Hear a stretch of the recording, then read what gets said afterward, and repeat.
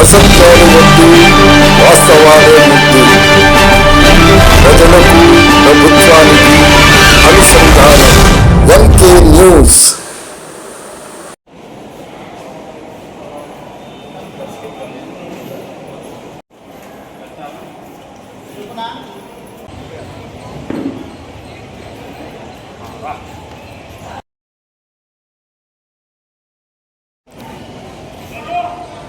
కడప రిమ్స్లో ఉన్న మౌలిక సమస్యలపై ఈరోజు సంబంధిత అధికారికి కలిసి రిప్రజెంటేషన్ ఇవ్వడం జరిగింది.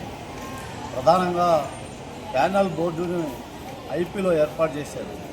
ఈ ఐపీలో ఏర్పాటు చేసినటువంటి ప్యానల్ బోర్డు గత 6 నెలల క్రితం తీసుకొచ్చి అక్కడ పెట్టారు.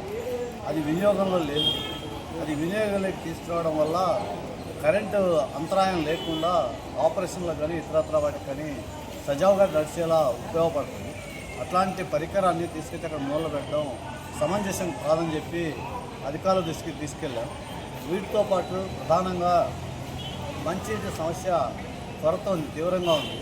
ఈ మంచినీటి సమస్య పరిష్కారం కావడానికి 2-3 మార్గాలు ఉన్నాయని చెప్పి అధికారులకు చెప్పాం.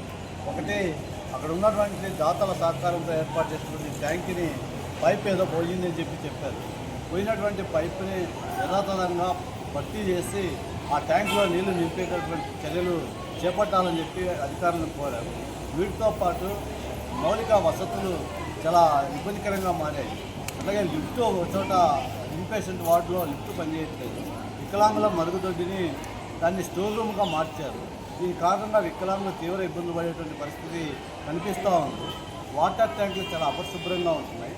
కనీసం వారానికి ఒకసారి 3 రోజులకు ఒకసారి క్లీన్ చేసేటువంటి పరిస్థితి కూడా కనిపించడం లేదు.